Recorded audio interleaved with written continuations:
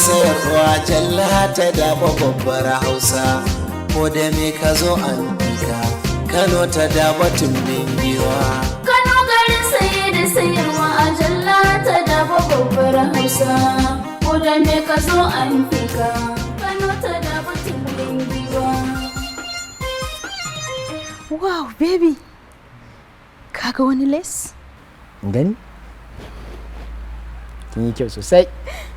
Na hango na a ciki, baby. Ya isa ko za ki ƙara wani? Babe zan ƙara. Zaɓi duk abin da ke so. Wow, baby, kaga wannan ma. Wannan yayi kyau.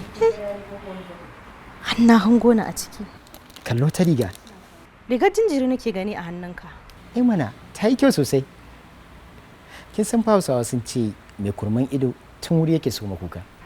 Wannan gaskiya ne, baby. Idan ka zo NABEELA collection, tabbas za ka samu kayayyaki kala-kala masu kyau, saboda koshi suna cikin sababbin kaya. Na yadda da magananki, domin kuwa gani ya kori ji. Ko dai a tafi da shi. A'a, sai nan gaba. Shi kenan.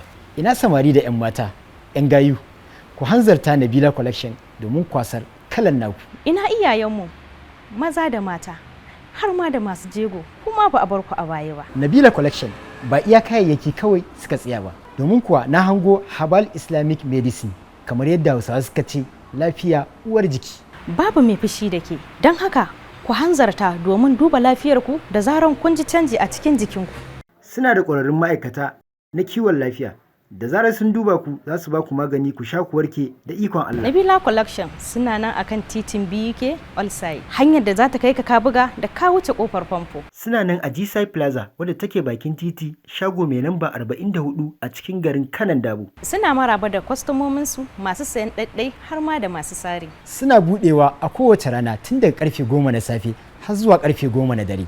Haka zalika za ku iya tuntuɓar su ta lambobi kamar haka, domin ku sai kaya ko ta online ne a tura muku duk inda kuke so. Mun gode. Sai kun zo.